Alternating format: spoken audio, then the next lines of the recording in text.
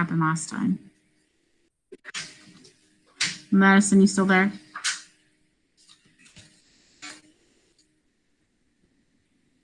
Yes, I'm still here. Okay, good. Awesome. All right.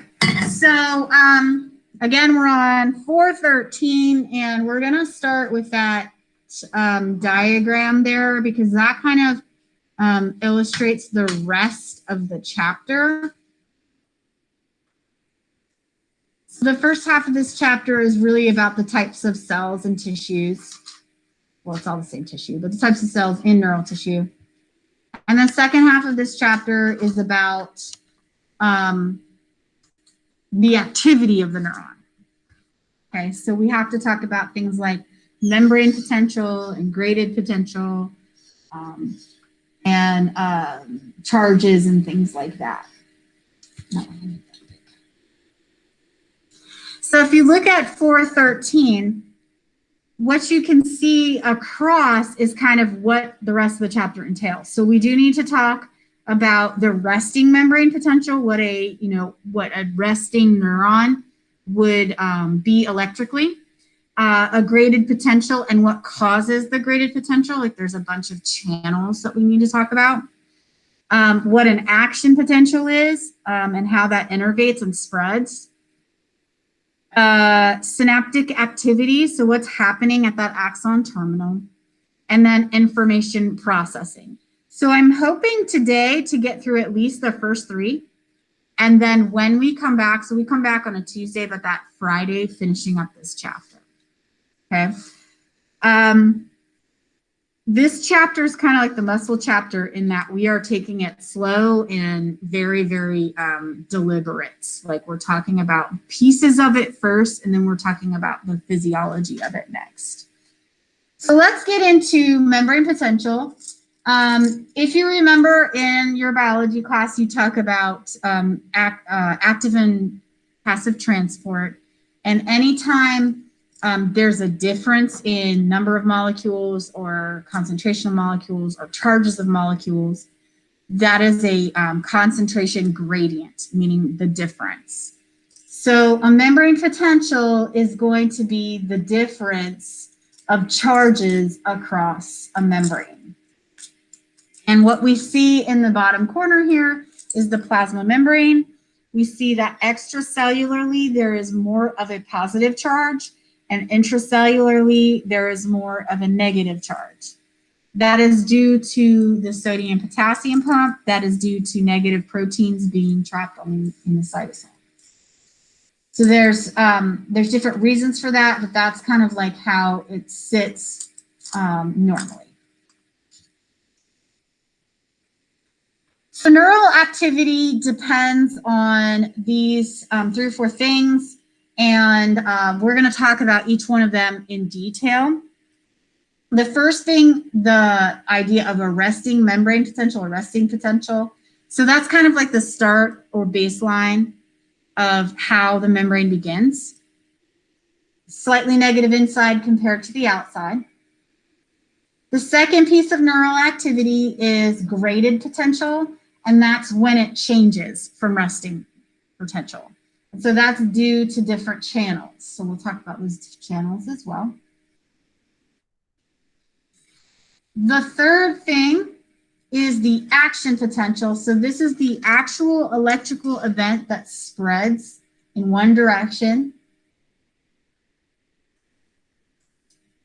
And where it says it's triggered by sufficiently large graded potential, the graded potential will hit a certain point, a threshold, and then an action potential is an all or nothing event. So it can't just kind of start and then go back and stop. If we hit this threshold, it goes. And then the synaptic activity. So what's going to be happening here at the axon terminal that leads to either another neuron or to some kind of response of muscle or neurons. And that's the idea of information processing, is if it's another neuron, like how fast is that? Where is it spreading to eventually? And so that's what I'm hoping to get to next, the next Friday we're here. All right, so I believe we are, oh, that's the bottom picture too, and I kind of like that picture because it has the 4 pieces of neural activity. So let's flip the page. We're going to start talking about resting membrane potential in details here. And what's important to take into consideration is all the different ions that contribute to this resting membrane potential. So there are high concentrations of sodium and chloride ions in the extracellular fluid. But inside, there's high concentrations of potassium and negative proteins. You've heard of the sodium-potassium pump. That's what drives these changes. Well, the rest is resting membrane potential and the changes.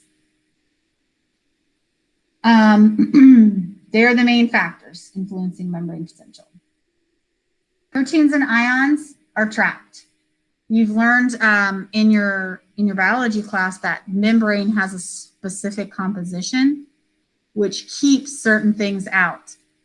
Ions and proteins, because proteins are large and ions are charged, are 2 things that are kept in place. So they need some kind of channel to get across.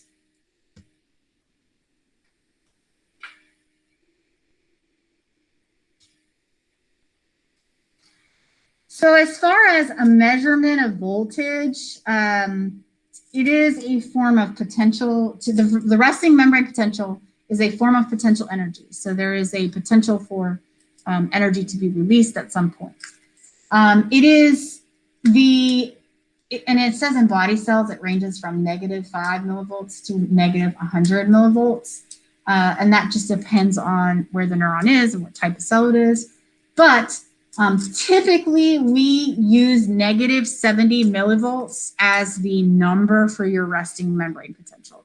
And you probably recall that number from our discussion about neuromuscular junctions.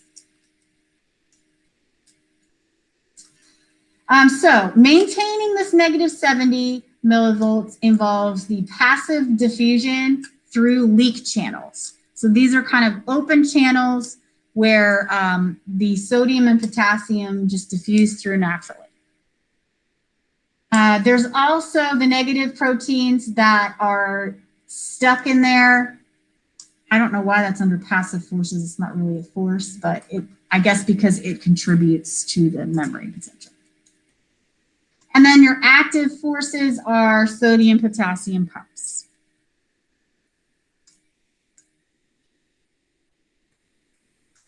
All right, leak channels are demonstrated at the top of 414.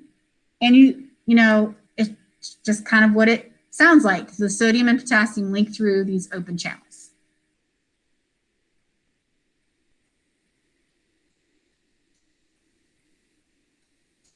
However, the sodium-potassium pump is one of active transport. So we are going against the concentration gradient. You are going from a low to high concentration. And this will take 3 sodium ions for every 2 potassium ions and move them and maintain that resting potential of -70 millivolts. So if you look down at this, and this is also somewhere, I'm sure, on 414, if you look down at this, you can see that there are 3, so here are the leak channels on the outside, but the sodium and potassium pump is a single protein, and it will take 3, I'm sorry, oh, no, that's better. It'll take 3 sodiums and pump it to the extracellular fluid, and then 2 potassiums and pump it inside the cell. All these things happening is what maintains this -70 millivolts. All right, gradients. So there are 3 typical gradients that are considered when we're talking about changing the resting membrane potential. The chemical gradient is got to do with the ions. The electrical gradient has to do with the charges. And the electrochemical is when you're talking about measuring the potential energy of both of chemical and electrical. The equilibrium potential is when there's a balance of electrical and chemical. There's no net movement of ions across the membrane. Equilibrium potential for potassium is -90 and for sodium is +66. That's not really, I mean, it just kind of is what it is. It's not really a part of the whole process. Well, I guess it is, but. Potassium ion gradients at estimated strobe, large chemical gradients. Okay, so this is all kind of things that contribute to resting membrane potential. And if you look on page 415, the pictures are way better there. It talks about the potassium gradients versus the sodium gradients. And it just, if you look at that picture, it shows you like the direction of the chemical gradient and electrical gradient and what's contributing to that. So I'm gonna continue on so we get out of resting membrane potential. But are there any questions on that picture of 415?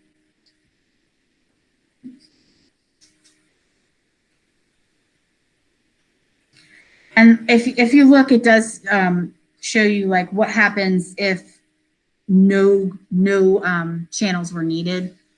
That's kind of that potential, the potassium potential and the sodium potential. All right, so let's go to the gated ions. That is on the next page, 416, 417. There's 3 types that we're going to talk about in detail: chemically gated, voltage gated, and mechanically gated. Makes sense because the gradients are electrical, chemical, and electrochemical. So if we want to change the concentration or change that gradient, we need a specific channel that works with that. All right, chemically gated ion. This is also called ligand gated. Do you guys call it ligands in biology? I've heard of it. Yeah, okay. So like I haven't taught a higher level of biology in a long time, so I don't typically use it in my levels of biology, but I at the higher levels they must. So they are open when they bind specific chemicals. So for example, acetylcholine. Acetylcholine was the neurotransmitter that we talked about at the neuromuscular junction. It is the transmitter that basically starts the muscle contracting.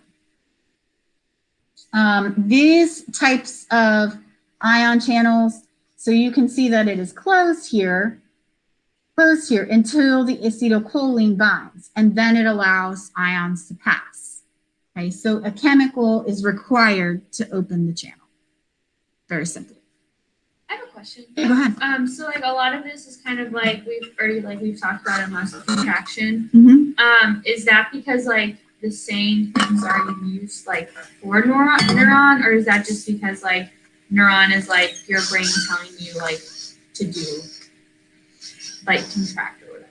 Right. It's because it's the same kind of neuron Okay. that starts a muscle contraction that processes information. So does it use that same like say like this is created for muscle contraction, like that same one is used for the neuron, or is it like they're producing for both? Both what? Like both like it's a combined thing, right? Like it's not like here's one like a neuron and muscle neuron. Like I don't know, I'm getting the two intermixed, but like even though they are connected. So here's the nervous system. Okay. The neurons innervate or almost touch different things to have different responses. Okay. One of those things that it touches is a muscle. Okay. So it's that same. Right. Okay. So we talked very briefly about like what happens at the synapse at that axon terminal. Mm-hmm. We talked more about what's also happening in the muscle itself, because that's where we talked about like sarcolemma and sarcoplasmic reticulum and all this stuff like that. So that's still included in this chapter on the nervous system, because it's a neuron that innervates it. Okay. A neuron can also innervate another neuron. Okay. So that's our information processing that we'll talk about when we come back from break. A neuron can also innervate a gland. And if we were taking anatomy 2, we would talk about the endocrine system and exactly what responses that includes. So it's all under the umbrella of the nervous system. And it's all like, do you talk about the nervous system first and then muscles, or do you talk about muscles and bones together and then the nervous system? Most anatomy books are going to talk about muscles and bones together and then the nervous system. So the reason you keep kind of getting these neuromuscular junction flashbacks is because it is part of the nervous system as well. And that's a good example of a chemically gated ion channel. All right, voltage gated. Voltage gated, it just requires the membrane potential to change. So this is all dependent upon the membrane potential. If there is a change in the membrane potential, then these channels open, all right? This is what then causes this idea of an excitable membrane. An excitable membrane, it just means that it's gonna spread the potential, like the action potential is gonna move forward. Sodium, potassium, and calcium channels. So calcium again in the neuromuscular channel, neuromuscular junction in the sarcoplasmic reticulum, and the sodium, potassium in the membranes. The mechanically gated channels are going to respond to the physical movement of the membrane. So for example, sensory receptors that respond to stretch, pressure, or vibration. So if the tissue's membrane has moved in some way physically, then these channels are going to open.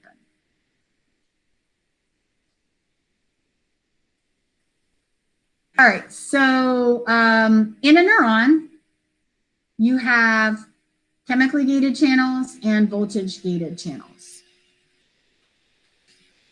The reason that they bring in mechanically gated here, I'm guessing, is because one of the other chapters in this section is on senses like hearing and smelling. And that's where these mechanically gated ion channels are. I don't know if we'll get a chance to get that far in our book, and that's okay. But in the neuron, we have these chemically gated and voltage gated channels. Okay, so in the neuron cell body and dendrites is where the chemically gated channels are. And then along the axon and at the axon terminal is where the voltage gated pumps are, the channels, I should say. That makes sense because the chemically gated channels at the dendrite side are going to have to be responding to a neurotransmitter. So that's why there's a chemically gated channel there. Now, acetylcholine is a very common neurotransmitter, but there are dozens. And I know that somewhere in the book there's a list of them, and I can't remember what chapter it's in. So I will find that for you, and for your interest, get that to you later. I would think it would be in this. Yes, okay, 428.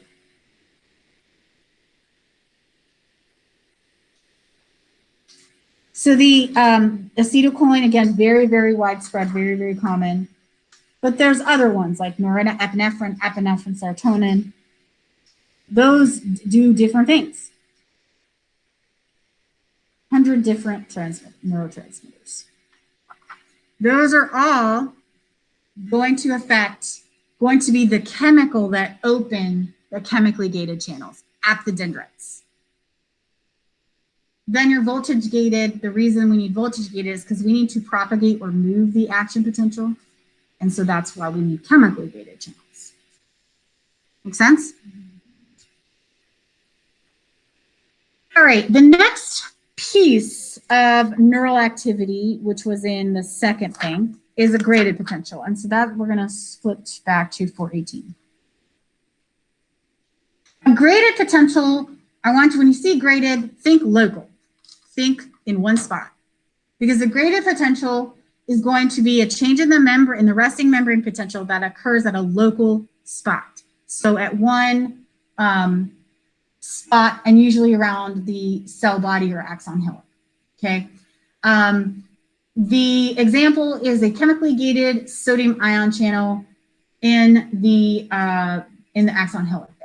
So resting membrane potential, all those chemically gated sodium channels are closed. And so here what you're seeing is that neck right here of the neuron, and what's happening, that's resting, normal.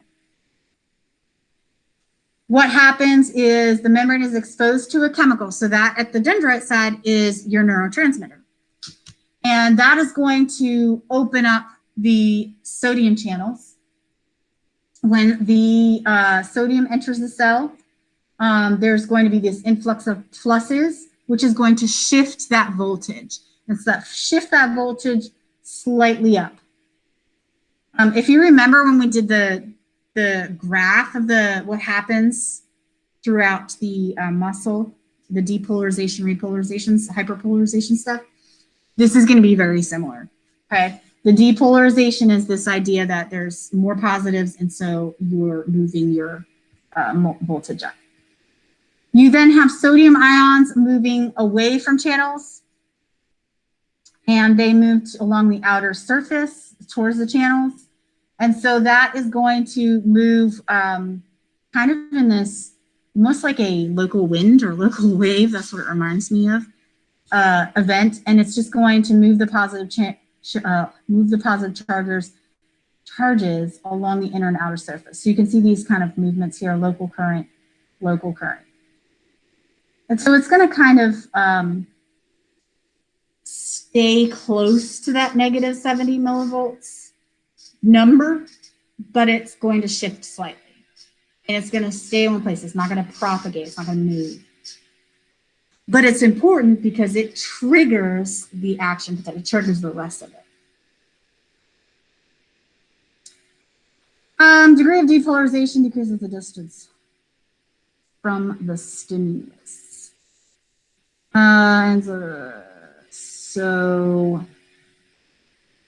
All right, so what this is demonstrating, and I like this picture because this is an axon terminal here of a presynaptic neuron.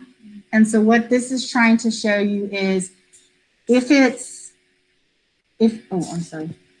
close to where the stimulus is, which the stimulus would be the neurotransmitter, then the greater the depolarization. So it's not going to go much further than negative 60, but at that negative 60 is going to be closest to the stimulus.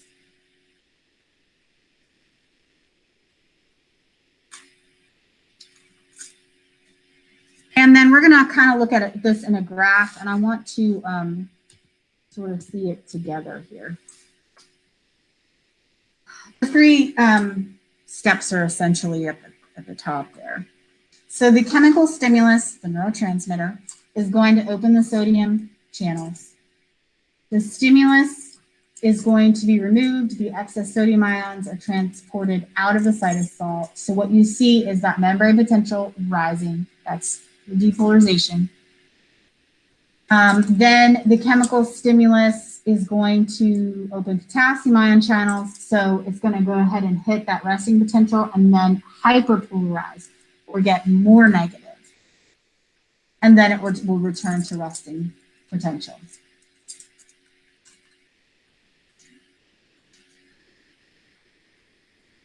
So you're going to say, what the heck is this? This is a local graded potential. So it's going to sort of change and then go back to resting potential. So this is kind of like the initial little kick that gets the action potential going. It's due to the stimulus, which is the neurotransmitter from the presynaptic, but it's an important part of the process.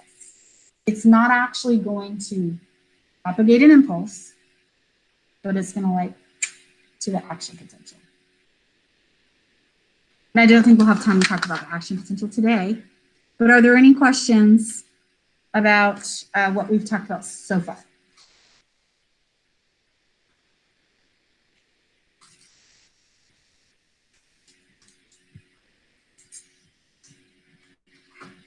With